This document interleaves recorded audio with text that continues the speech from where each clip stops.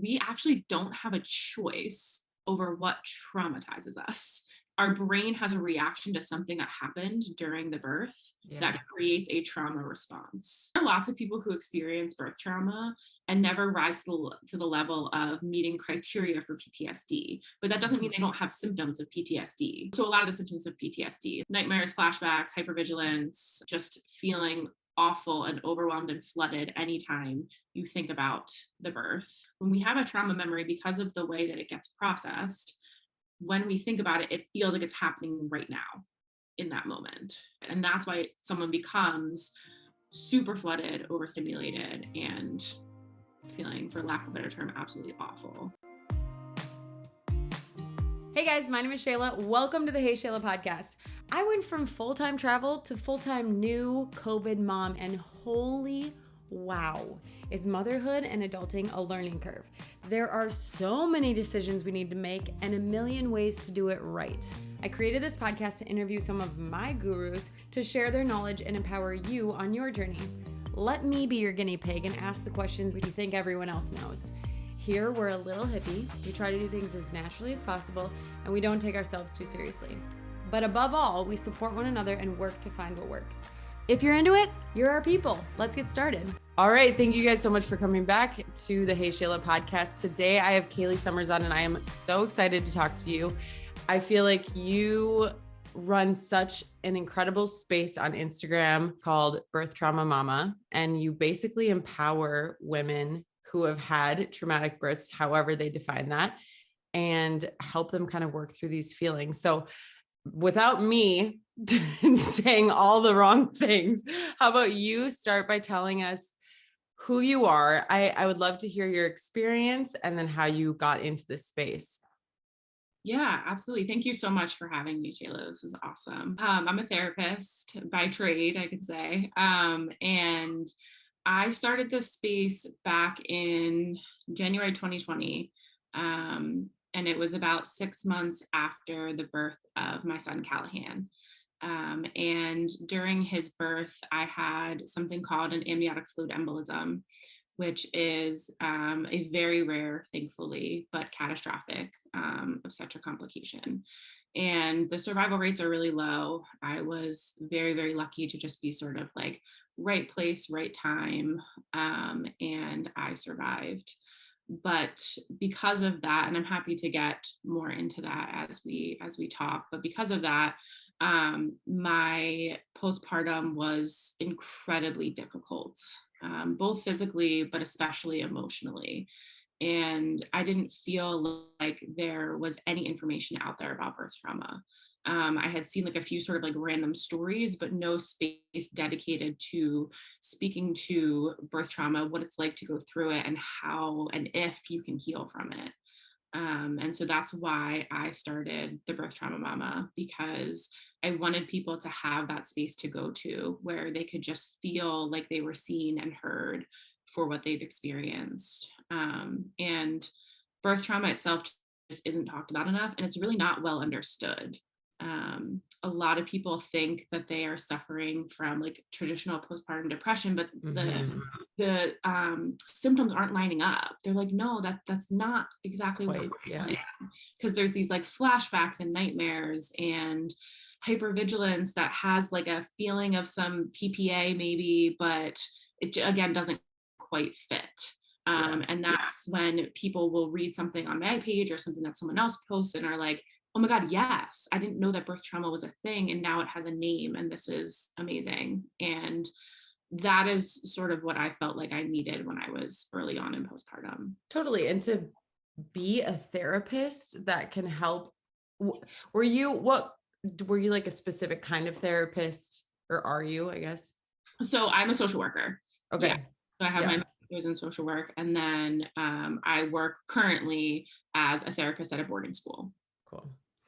Yeah. I just feel like you have the tools to be able to actually tangibly help somebody instead of just sharing your experience, which is also very helpful. Absolutely. But to have the training and the resources and the information to do all of that, I think is really incredible. And I obviously stalked you a little bit before we started here, and when you had, well, like after you gave birth, it was like coma kind of, right? Were you aware? Yeah, so I can take you through sort of a quick version of events of my birth. So I had a healthy pregnancy. The only thing was that I was like, my baby is huge. And Oh, really? yeah, everyone was kind of like, yeah, you're a first time mom. I'm sure he feels huge, but you're measuring right on track. Like you're totally fine. Okay. I was like, okay, but my baby is huge. And anyway, that was the only sort of like thing. And he was Did 10 pounds, 14 ounces. So I win that oh, one. okay, yeah. Yeah. That is a huge baby. Yes. Okay. So anyway, I had a completely healthy pregnancy. I was 40 weeks and 2 days, and I started to have some high blood pressure readings in the office. So they sent me into triage because that's their protocol when you're past dates, which makes sense. Yeah. Um, I really thought it was due to my anxiety. It did go back down, but I also was really concerned about a large baby, regardless of like, I know that we can all birth big babies naturally, Right. etc. I just had my own anxiety about what that meant for me and my body because Yeah. I'm not like a super large person, I'm like Yeah. a normal size. um, and so they offered an induction, and I agreed. I made the decision that an induction felt best to me at that point. Yeah. So I had 2 days of an induction. So their biggest thing was I was very concerned about a C-section. I was very concerned I was going to do like 48 to 72 hours of labor and be exhausted and not be able to push and therefore have to get a C-section. Right. So I kept like telling them that, and they were like, listen, the biggest predictor of that is if we rush this process. Like if we spike that Pitocin, and like lots of bad things can happen. So it was a very slow process, but I felt good about that. Yeah. But on day 3, so I was admitted on Monday, labored on Tuesday, got a Foley-Bull balloon, got everything, Pitocin. By Wednesday morning around 11, I was finally 10 centimeters and ready to push. And when I was 10 centimeters, my doctor came in, checked me, and was like, all right, it's go time. Yeah. Let's go. Yeah, fine. I was like, finally, my God. Yeah. Right. No, you got an epidural too. Yeah. Oh God, yes. Yeah. 3 days of labor. Okay. Through that. And so I will say, like, okay, so I was admitted on Monday at like maybe 3, and that whole day they had in cervical, just sort of get things going. And then Tuesday I was hard. Tuesday I labored most of the day without an epidural with like coupling contractions, like one on top of another, and I was just like, no thanks. It's time. So by like 5 p.m. That night they put in the epidural. Yeah. And then Wednesday around around like 11 noon, my doctor came in, checked me 10 centimeters. And then she left to go like gown up and do all the things. Yeah. And my nurse was about to teach me how to push. And I do not have any memory of this, just to be clear. But what I was told by both my nurse and my husband was that I said, I'm not feeling well. I turned to my nurse and said, I'm not feeling well. And she said, okay, that's normal for transition. Like, I'll get you a bag to be sick in. And I said, nope, I really don't feel well. And she was like, okay. And I started screaming that something was wrong with my heart. And then I collapsed and went into cardiopulmonary arrest in front of my husband. Yeah. What does that mean? So cardiac arrest and also breathing. So just I basically was clinically dead. Oh my gosh. Yeah. So that fast. Yeah. So with amniotic fluid embolism, we don't know a lot because research on it is minimal. But it's basically what happens is you have what is like, it's not an anaphylactic reaction. There's no way to reverse it, but it's a similar mechanism in the body. So your body just goes completely haywire based on the amniotic fluid that got into maternal circulation. So it's common for amniotic fluid to get into maternal circulation through like tears in the uterus or things like that. It happens in a lot of births. Okay. But there's a small subset of us for some reason that we do not know that has this catastrophic reaction to it. Wow. So at that point, they got me out of my room within like 30 seconds. A code blue was called overhead. So like my parents were in the waiting room. They heard the code blue for my room. I don't know what code blue means. I read that in a few of your posts. Yes. Okay. So code blue is, and this is the funny part of the story, is that my sister-in-law, when she found out, my brother's wife texted her sister, who was an OB, I think at like an OB resident at the time, or medical school, regardless. She knew a lot. Yeah. And she texted her and was like, so like they said a code blue, but it can't be like a code blue like the movies, right? Like it's not like that. And she was like, what do you mean they called a code blue? Like, so a code blue is that typically someone is going into cardiac arrest, or like it's a rapid response, like so it was all throughout the hospital. So it was a code blue, L&D room 230. And so code blues don't get called for L&D, like right. So ever. like all hands on deck if you are, yeah. Yes. So like 10, 12 doctors, nurses, running into the room. My mom actually she was in the room with us when the doctor told us I was 10 centimeters, and we asked her to be in the room. Yeah. Because we had changed our minds. We wanted her to be there. And she actually left to go tell my dad in the waiting room that she was going to be in the room for the birth. And that's when the code blue got called. So when she tried to get back to my room, there was just like 20 people sprinting down the hall. Oh my gosh. Room. And they would not let her back. Yeah. So from there, they got me to the OR while they were doing CPR on me, and Cal's still inside. Yeah. Yeah. So the best treatment for someone who's having a cardiovascular collapse, in this case I was because of an AFE, is to get the baby out as soon as possible if you can't get the person resuscitated within like 4 minutes. So they were doing CPR. They got me to the OR. My amazing OB, who I'm actually going to go have dinner with tonight. We still keep in touch regularly. She's awesome. She got Cal out within 6 minutes from my code. Whoa.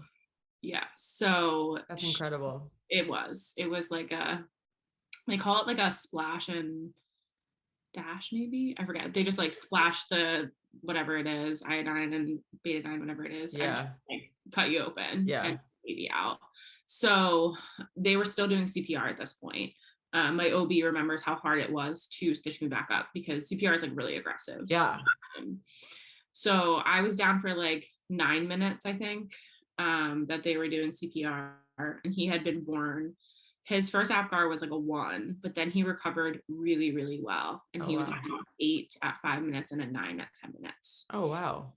Yeah, he did surprisingly well, especially because they got him out so early. And maybe because he was huge. And maybe because he was a full-grown toddler walking out. Maybe because he was already a toddler. Really insane. So they get you back. I'm sorry, what'd you say? They get you back. Yes. Okay. So yes, they resuscitated me. At this point, my OB assumed I was having an amniotic fluid embolism. Oh, wow. Because there's a few different differential diagnoses, but there's not a whole lot for a healthy pregnant woman going into full cardiac arrest with no sort of reason. Right. There are a couple of different things, but they would have shown other symptoms. So with AFE, there's typically the cardiovascular collapse and then DIC, which is disseminated intravascular coagulopathy, which is where your body actually creates mini clots all over. It consumes all of the clotting factors that you have because of all of those mini clots. And so you bleed out. And you bleed out like excessively. So they try to preempt that by putting in like a Bakri balloon, which is like a balloon in your uterus that puts pressure. Because where most of the bleeding will be coming from is obviously your uterus where the placenta was. Right. And if you were cut like I was, my C-section Yeah. incision. So they, for the next like 2 hours, were just trying to put blood in as fast as it was coming out. Oh my gosh. And I went into cardiac arrest again because of the blood loss. So they had to start CPR again for another like 4 or 5 minutes. And then once they were able to get me resuscitated, I was still really unstable. And so my heart and lungs just weren't working in the way that they should have been.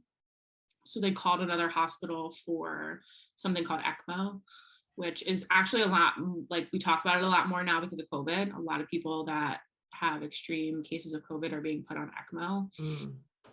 And basically what it does is it takes all of the blood out of your body, oxygenates it, and puts it back in. So it does the job. So that's the job of your lungs. And then for me, my heart wasn't working well either. So I had both the lung and heart version of Ecmo, which is called VA Ecmo. And it also circulates, it perfuses your body too. Wow. So do you think because she assumed it was this AFE? AFE? I'm looking at my notes. That's why things happen so quickly. Like she was just like, we're going to treat it for this. Go. Yeah. So with AFE, the only thing that you can do is supportive measures. So there is no reversal. There is no like treatment that makes it stop. So all you can do is try to play catch up. So Wow. even with so I was very lucky to be in a hospital that had enough blood product. I needed 143 units of blood product. And a place that could get Ecmo so quickly. Yeah. And just doctors that knew what they were doing, along with trauma surgeons and all kinds of things. Wow. But even with all of that, in the best medical center that you could ever be in, with the highest level of care, which isn't even where I was. But if you have all of that, you can still die of an AFE. Right. Because it's so aggressive and catastrophic. Yeah. And it really depends on how that person's body reacts to the supportive treatment measures. Wow. So do you wish that you would have known that like something like this was possible in your pregnancy? Do you think that would have helped you prepare? Or, I mean, you can't really do anything differently, I guess. I don't know. Right. This is a really great question. And I get this a lot when I post about my story, especially on like TikTok, where I do a lot more of like the medical and AFE side of things. I get a lot of like, well, if it's unpreventable and unpredictable, why are you sharing it? There's 2 reasons. One is to raise awareness to get more funding for AFE so that we actually can figure out why and how to prevent this. 2 is the birth trauma piece of things. I don't know that we can necessarily prevent birth trauma by talking about complications in that simplistic of a way. But what we can do is when we talk about these things, when we talk about complications that can occur in birth, when they do happen and that person comes out the other side, it doesn't mean they won't be traumatized, but they'll be like, okay, I heard about this. I know what's happening to me. I know where I can go and I know what to do. Yep. And that is a huge difference than landing on the other side with no idea that complications could have ever happened to you and being sort of belly up with no idea what to do. Yeah. And not having any sort of resources of support or help or information or anything. So if somebody sees your page and they're like, okay, or they listen to this podcast and then they go on to have some whatever traumatic birth that they have, they're like, okay, there was a podcast, there was an Instagram account, there was something, there were resources. Who could I think that that's super helpful. Yeah, exactly. Yeah. But it's hard. It is hard because I mean, anytime you're sharing something that's difficult or challenging to share or to listen to, you have to know your why. And obviously your why is to help support people on the other side. And I think that that's really empowering and incredible. Thanks. All right, let's take a brief break to talk about the California Beach Co. The California Beach Co. was this magical baby item that I found when I was trying to figure out how to contain my baby. My mom found a playpen that was like super bulky and heavy. Putting together a pack and play is will make you sweat. This thing is literally up and down in seconds. It is super lightweight, super compact. You can travel with it. We set it up in our living room. You can go to the beach with it, obviously the California Beach Co. I think they're always running a sale, but you can get an extra 10% off with my affiliate code, Hey Shayla. Everybody that I know that's bought this loves it. And get the mattress. People are like, do we need the mattress? Do we not need the mattress?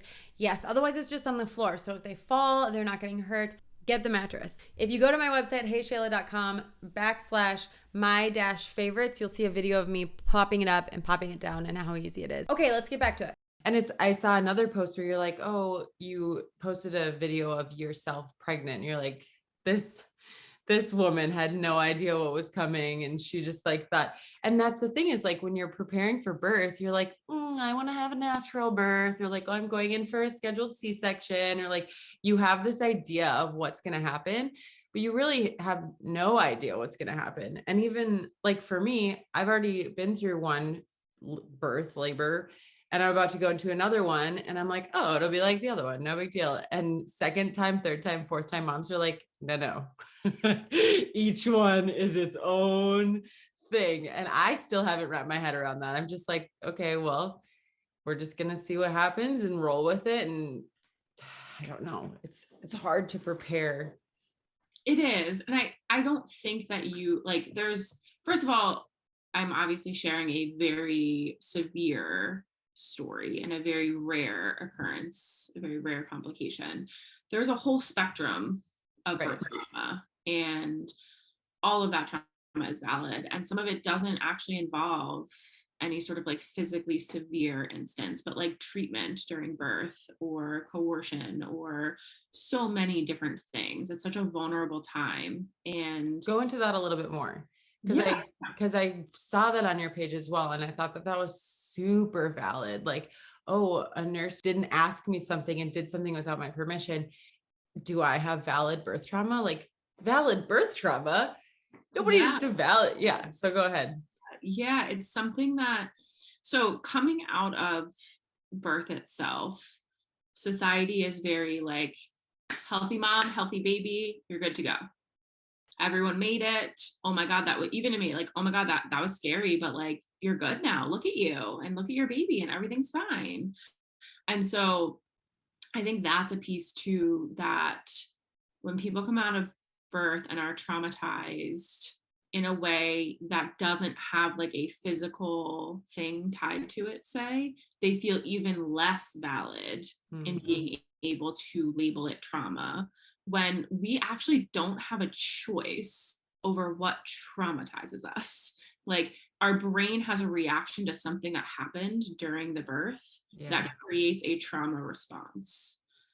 That is a very specific thing. And it is a physiological thing in our central nervous system, including our brain. So we can't actually choose. And what would you say is a trauma response? Or how is that? So like, and this is something also I think people don't understand, is there are lots of people who experience birth trauma and never rise to the level of meeting criteria for PTSD, but that doesn't mean they don't have symptoms of PTSD. Right. So a lot of the symptoms of PTSD, like nightmares, flashbacks, hypervigilance, just feeling awful and overwhelmed and flooded anytime you think about the birth. And I think a big one is the way that we store trauma memories is different than the way that we store normal everyday memories. We can look back on our childhood and think about, I don't know, either a good or a bad memory, and we're thinking back to that memory. When we have a trauma memory, because of the way that it gets processed, when we think about it, it feels like it's happening right now in that moment. Oh, you feel wow. like you're going through it. And that's why someone becomes super flooded, overstimulated, and feeling, for lack of a better term, absolutely awful. Got it. Yeah. That's so interesting. So exactly what you're saying, like your brain kind of decides that, and it decides how it's going to process it and then how you're going to remember it and experience it moving forward. Exactly. Wow. Okay. So then what if somebody listening is like, okay, spot on. Yeah. That's how I feel about any part of my birth. Then what what would you recommend? My biggest overall recommendation is therapy. I have seen it work miracles for many, many people. I think specifically getting into therapy with someone who specializes in perinatal mental health, postpartum, specifically trauma. There's more and more people who are starting to recognize the significance of birth trauma and therefore are more trained in sort of the combination of perinatal mental health and trauma. And I really do think I mean, whoever you can find that you feel comfortable with, that you feel like is helping you is great. I do find value in someone who is trained in both of those areas, really understanding birth trauma. Yeah. And another big thing for trauma survivors is EMDR therapy.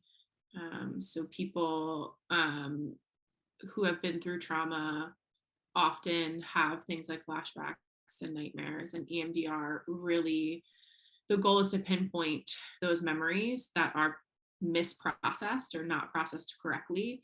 It sort of pulls them back out, reprocesses them appropriately through eye movement, possibly some other things depending on the clinician.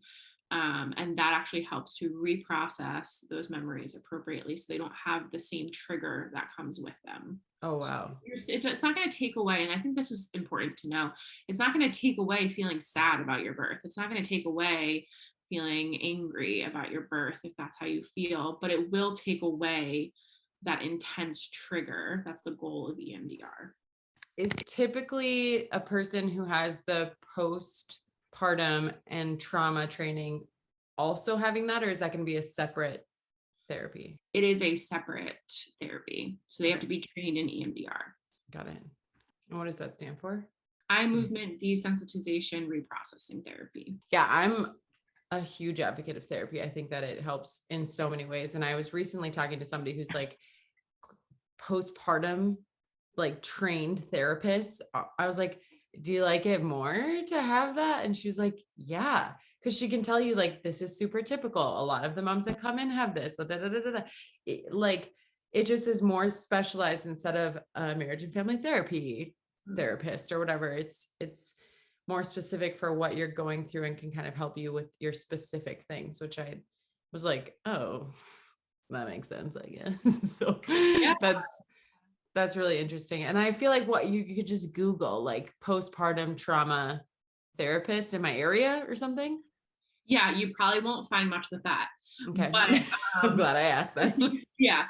Again, that combination is really tough. I will say that there are a lot of people who have an understanding of trauma who work in who have the perinatal mental health certificate. Postpartum Support International is an amazing resource. Okay. They have a directory on their website that has professionals who have taken the PMHC training. I'm gonna write that down. Is there a time? I mean, I would say the sooner you can get into therapy, the better. But if you're 7 years out from your birth, is it too late to go? No, it's never too late. It is never too late to go to therapy and start to work on this. I have people who come onto my page who are like, I had my child 25 years ago and I never realized. I get a lot of those actually. I never realized that what I had experienced with birth trauma, like, thank you so much. And I'm going to start therapy and wow. Yeah, it's really cool. Oh my gosh. Is that not the coolest thing to like, yes, to be able to impact someone like that, where you're like, I'm so happy that you found my page and that was the outcome, that you're now 25 years later feeling valid enough to go to therapy. That's incredible. Yeah, it's awesome. Oh, that just like, thanks for doing what you do. That's amazing. I mean, that's like the whole point. And you had sort of brought it up earlier. Like, I basically sat down one day and was like, okay, this is my human skill set. This is what am I trained in? Okay, I do therapy, I do emotions. So like, I'm not going to be able to help on the AFE research side of things. I'm not a medical professional. Whatever. I'm not gonna be able to help on that side as much as I would love to. I'm like a medical hobbyist. I love everything like medical research. But I was like, Kayleigh, what can you do? Like, what can you offer that lies within your skill set. And I was like, well, I'm a therapist. Like, I need to help support people who this has happened to. And there are lots of people out there who do amazing work, like in the prevention piece too. And that's also not, I don't not do that, but like, that's not my expertise. I'm not a nurse training nurses. I'm not, mine is that, unfortunately, even if we continue to get better at care so that people aren't, that we have trauma informed care so that people aren't being traumatized by their treatment, we are still going to always have catastrophic complications, unfortunately. Yeah. And those people need somewhere to go. Yeah. And that was always sort of my goal. I love that you sat down and figured out like, where can I actually help and where am I going to be? Because if you try and step into a space that's not fully authentic or like fully in your wheelhouse, then you're questioning yourself and you're not as helpful or whatever. So if you're like, okay, that's amazing, I love learning about it, but I'm not that. This is what I am. This is where I help. And I feel like that's why you're so effective at what you do, because you know what you're good at and you do that over and over. Your page is so just intense, and there's so many feels, and it's amazing. Thank you. So if I know that my friend had a traumatic experience, and I'm like thinking of a few people now that I've definitely will check in with again, because they'll be like, oh yeah, it wasn't the birth I wanted, haha. I'm like, okay. Yeah. And especially because I had an uncomplicated birth, and I'm like this, ooh, natural birthing, and let's do hypnobirthing, and let's do all these like blah, blah, blah, whatever. And so I'm kind of a resource for that. I feel like sometimes people are ashamed to share their story with me. And I'm like, yeah, like, no, that's like, even my hypnobirthing, I'm like, this will help you if you do have a C-section. It helps you just like calm and relax and go with what's happening and whatever. And I want it to be welcome, anything. So if I'm going to go check in on someone that says, oh yeah, it wasn't ideal, whatever, or somebody that I know, another woman that I know who has had a traumatic birth, what is the best way that I can support them? What are things that I should? It's always so hard because you don't want to say the wrong thing, but you want to address it if they want to talk about it. So can you walk me through how to approach that? I think the biggest things, like yes, you don't want to say the wrong thing, but most of the time, if you are like an empathetic human being, you're probably not saying the wrong thing. Something that I think is helpful to check in with yourself. Am I trying to make myself feel better because I'm uncomfortable? Or am I actually trying to make them feel better? And what I mean by that is, when we're trying to make ourselves more comfortable with the situation, we often deploy like some toxic positivity. Like, at least you guys are okay at home, or at least you, I don't know, have kids, like you've had kids. It's like an infertility one that often happens. Like, at least you have a kid, at least your baby didn't die, at least like all of these things, at least it was only a C-section, at least you can try for a VBAC next time. Like, we try to rush to the like silver linings of a situation, and it just completely invalidates the process that person is going through. So that's good.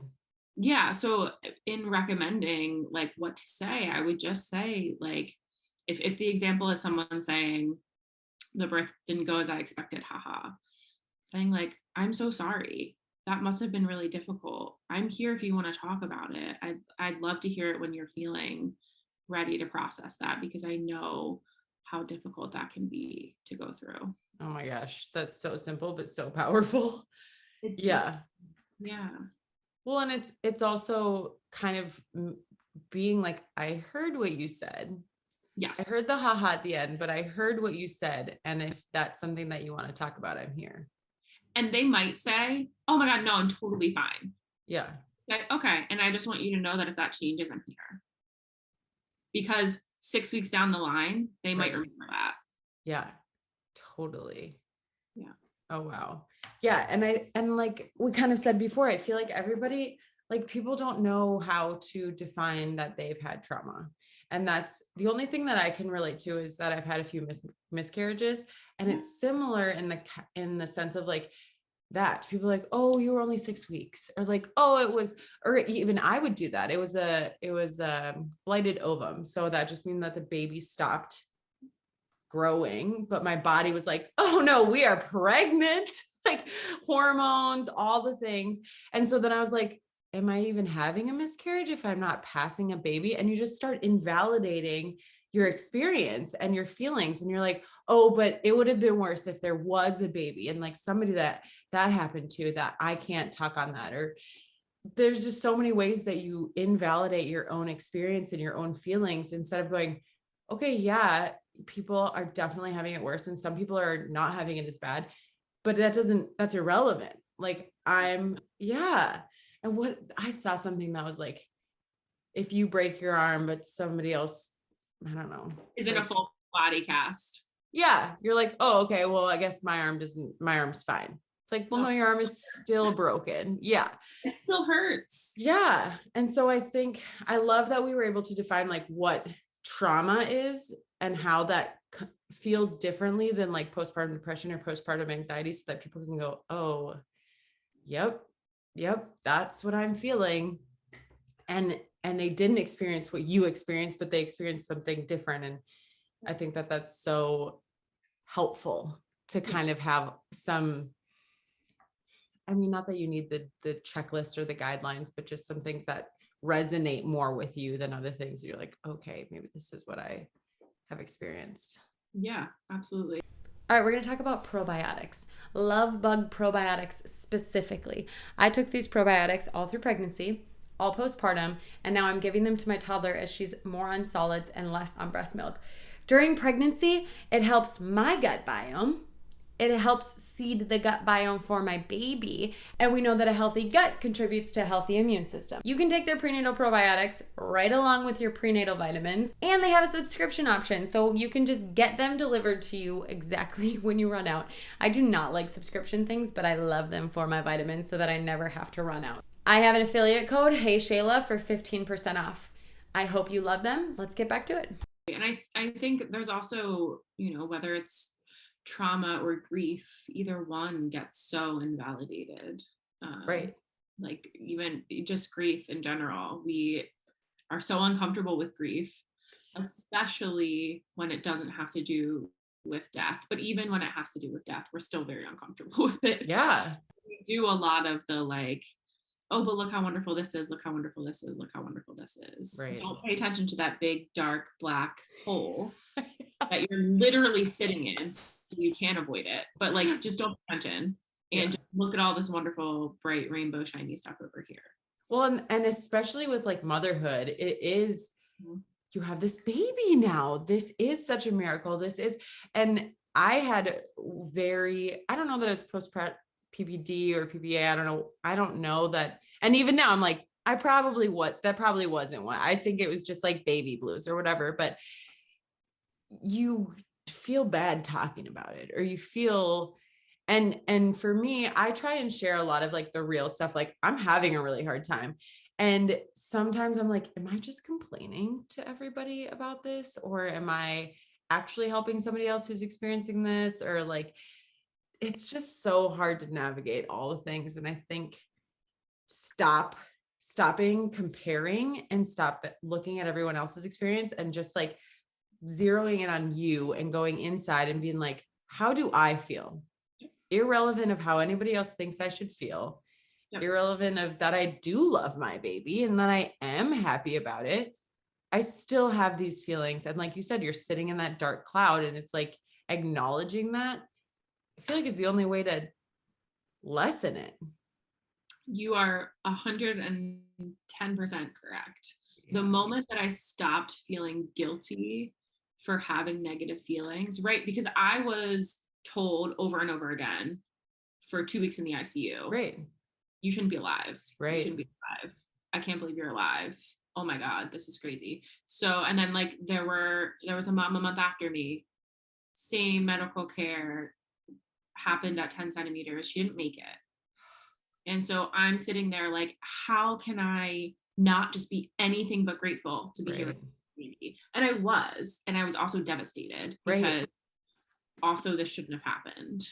and it's no one's fault, but it also shouldn't have been my experience. And I get to be sad and angry about that. And once I was able to accept that and feel that without kicking myself for not feeling grateful all hours of the day, Right. I was able to start more of that sort of healing process. Yeah. Oh, what is that? Just the human experience is just so complicated. We just struggle with negative emotions. We don't want to feel them. And we're in a situation that already has so much guilt paired with it, like motherhood, right? We're supposed to be this martyr. And I think a lot of people who have birth trauma in a way that is different than mine say, like, there are certain things about my birth trauma. Listen, it was awful. I'm totally on board with that. But there are certain things that have made it easier for me to exist in this space and talk about my story and get the support I need. And that is that it was so catastrophic and severe that no one could ever invalidate my story. Right. So like, Right. I personally think, I mean, again, pros and cons. I personally think that it can be harder sometimes to have a less severe birth trauma because you're constantly invalidated. Like, at least I can be like, I was on Ecmo, I lost my uterus. Like, please, you know, I literally was dead when I gave birth to my child. Right. I have no ground to stand on. Oh, that's so interesting. Right. Right. And so that was another piece that I was like, I have to be able to use this to be able to help people understand that it's not just this story, that there are all of these stories and all of these different severities and all of these different categories of birth trauma, because I can put my story out there in a way that like nobody can question. Like, you're right. And the other side of that too is that I got very lucky that my baby was okay. He spent one night in the NICU just like for precaution, and then he was just boarded because, again, he was a toddler. And so the attention and the focus was on me and was on my health and how I was doing. It wasn't on Cal's. And I think that often that is the opposite. Oh, agreed. Like almost like 99% of the time. Yeah. So I got a lot of the like attention. Are you okay? How are you doing? Right. Because I had the, complications and he didn't. Right. And he was okay. Yeah. Yeah. Oh, and that's another piece that I'm like digging in right now is postpartum stuff, especially in the United States, is super dismissive of the mother. Yes. And like, I'm having somebody from the Netherlands on who's a midwife, and they have, I have no idea how to say it. I'm not even going to try, but everyone calls them angels, but essentially it's like a postpartum doula who like comes to your house, makes sure that you have breastfeeding down, feeds you, cleans you.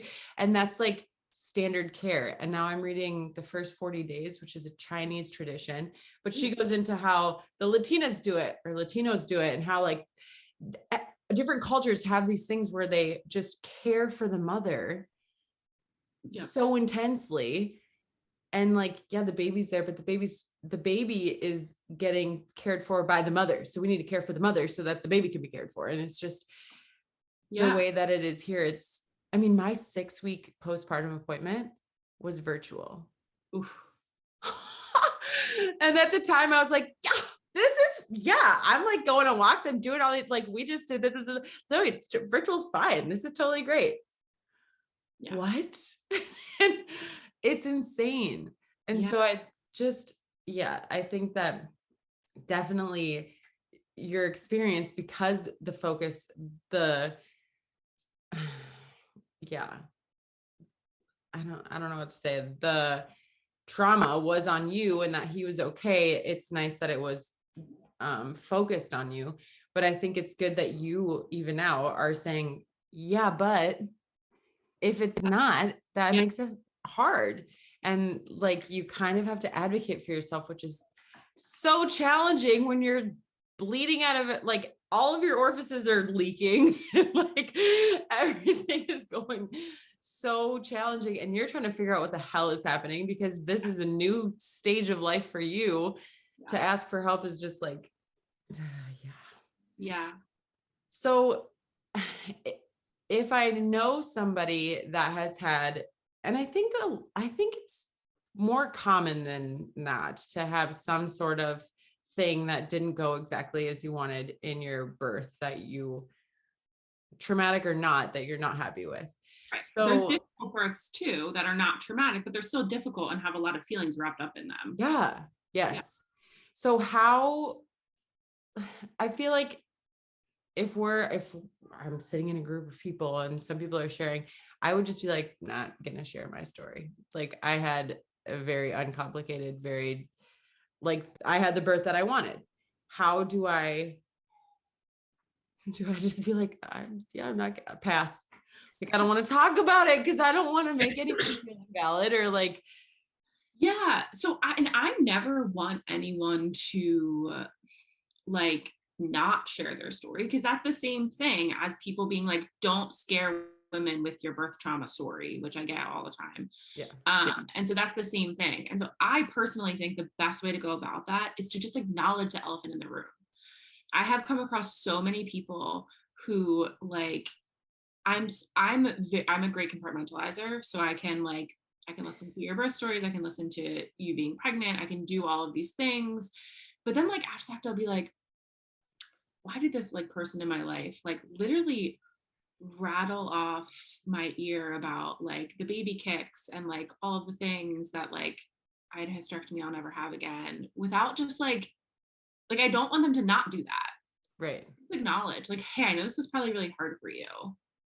Is it cool if I talk, like, do you want me to talk about it and not talk about it? And I'm like, no, Yeah. please, I want to hear all about it, because I actually do. And not Yeah. everyone will be like that. Everyone will need boundaries. Yeah. And that. But I think in that case, I would just say like, so my birth was uncomplicated and I know that might not feel good. Are you still okay with me sharing? I'd still like to share it and be a part of this conversation. Right. And I'm sure that most of them will be like, Yeah. absolutely. And if you're in a circle with people, my opinion is if there is a person that struggles with that, they need to leave the conversation. And that's completely appropriate for them to do. Totally. If they have a boundary around like not being able at that point in their recovery to hear perfect births, I tell people unfollow. I tell people it's your job though to put up that boundary. It's not other people's. It's their job to say the like, hey, I know this could be triggering. Is it cool if I proceed? Yeah. Well, and I think that's a good point too, is that everybody is so individual. Like some people might not be good compartmentalizers, so they do need to leave, or they just go, it's too soon. Like I'm not quite ready. And like just say that. Yeah. But just checking in with them to see where they are, I think is probably the best way to not say something. Yes.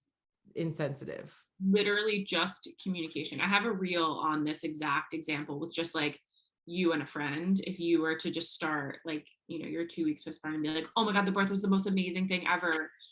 And the person who has had a traumatic birth is like, I cannot wait to hear all about it in every detail. I'm just not in the headspace where I can do that. And it has nothing to do with you and everything to do with me. And like, I'm working on it. Oh, but that takes so like, I feel like that person is already in therapy going through this, learning that they need to set those boundaries instead of just going, yeah, of course, that's fine. And then like crying themselves to sleep, because after my miscarriages, pregnancy announcements are hard.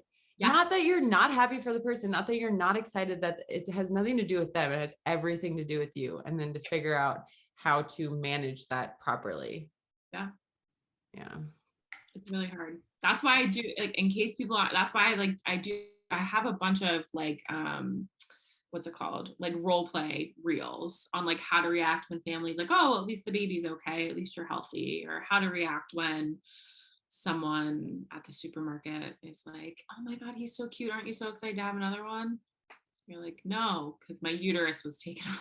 like sometimes I go real blunt, and sometimes I'm just like, oh yeah, I move along. Depends on my mood. So what are some of your suggestions for that?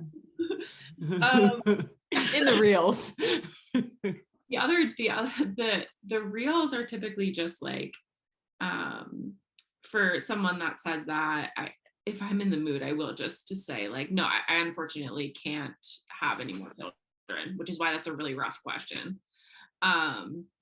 But like I had someone the other day, like an acquaintance, I will say, somewhere random, just say like, oh, how's your son? And I was like, oh, he's doing well, getting so big, like almost 2.5 or something.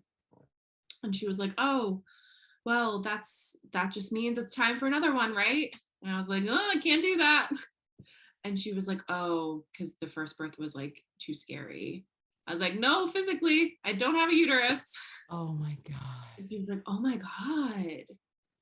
And I was like, yeah, I thought you kind of like knew about the story. And she was like, uh, yeah, oh, I didn't know that you couldn't have anymore. And I was just like, this is why we don't say these things. Yeah, right. Why we just don't. So Yeah. sometimes I will push back and like, and sort of tell my story. And other times I honestly will just be like, yeah, and just walk along because I don't want to. Yeah. It's for you. You're like, I don't need to go through this right now. Yes. And when it comes to family, that's a big one, like dismissive family.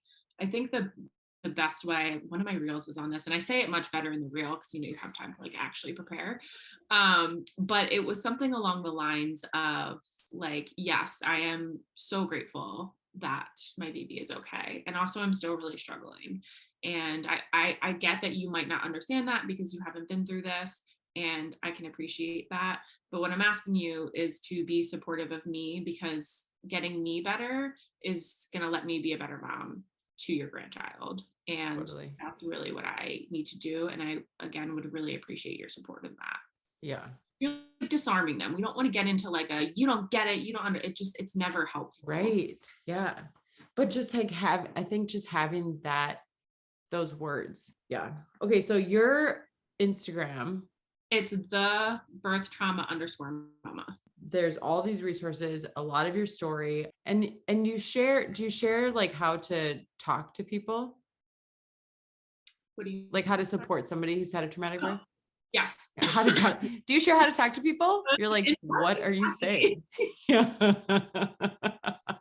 Yes. Yeah, we talk about that too. Yeah. Oh my gosh, that was another one. Your husband made because you couldn't remember your house and he made a video of your home. I don't know why. It was late at night. I was going through your account. I was just sobbing at all of these videos. But I was like, that's because that is such, I mean, he probably wasn't like, I'm going to support her and make this video and send it. He was like, oh, this will be helpful, and just like shot it over. Yeah. Yeah. But like, how supportive and so sweet. It was very, very sweet. And helpful. Yes. I was devastated that I couldn't remember. And that was all I needed. I was like, oh my God, of course I remember. Oh yeah, I remember our house. Like, duh. Yeah. I just needed like the primer, basically. Yeah. Do you offer therapy for trauma? So right now, because I'm still working full time, yeah, I don't have the capacity to take on a therapeutic caseload, but I do have consults, which are basically like we meet once or twice and talk through the birth story, hold space for that person, talk through how it's currently showing up in their life, the trauma, what they're experiencing, ways they can cope with that, and just sort of filling in the gaps of support. Are they connected with the therapist? Is the therapist someone that they feel like they're doing good work with? If not, getting them connected with something that feels good, talking about other resources like books and podcasts. Oh my gosh. Helpful. Yeah. So not only helping them kind of process it a little bit, but then also handing them off to somebody that they can continue care with. Yes. Yeah. Oh, that's incredible. Thanks. Yeah, I just started in February and it's honestly been amazing. It's so cool to get to connect with people that are in my community in like a face-to-face way and actually support them one-on-one rather than just like through comment sections and DMs. Totally. Yeah, I understand that from YouTube, like just pushing content out. You're like, yeah, comments are cool, but like actually connecting with humans is also really nice. Absolutely. Awesome. Okay, well, thank you so much for having this conversation with me. I feel like I gained a lot of tools to better support other people. And I hope that anybody listening who like this resonates with now has a resource. And I'm just so grateful for your space and everything that you're doing. Thank you so much. I really appreciate it. It was wonderful having this conversation with you. And I can also send you the postpartum support stuff to put in the show notes, and AFE support, which is the AFE Foundation. So if anyone wants to learn more about amniotic fluid embolism, they can go there too. Or donate. Can they donate to help? Yes, they can donate too. I just don't like to push that too hard. But yeah. I mean, that's important. If somebody's listening and they want to help, that's The coolest part is that Afe Awareness Day is actually on Sunday, the 27th. So that's every year it's on that day, and it's coming up. March 27th, 2022. Yes. Yeah. If you're listening after when it's 2022, yes. That's okay. Yeah. And so I'm going to be running a fundraiser on my page this whole week leading up to the 27th, where you can donate. And again, the reason that's important is because we still need the research to figure out why this is happening, because it's unpreventable and unpredictable and often ends up being fatal. So we need to keep this from happening so that we can keep moms alive. Yeah. Oh my gosh. Well, I'm glad that you're doing that fundraiser. That's awesome. Thank you so much. Where can they go to your Instagram page and you'll be talking? Yeah. Okay. Yeah. On my Instagram. Yeah. Okay. Thank you so much for being on, and I will connect with you on the gram. Thank you so much. All right. Thank you guys so much for listening. If you enjoyed it, please share with somebody you think would love. And I would be so honored if you would subscribe to the podcast and leave a comment and rating below so I can know what you guys are digging, what you want more of, just connect with you a little better. Thank you so much for listening, and I'll see you next time.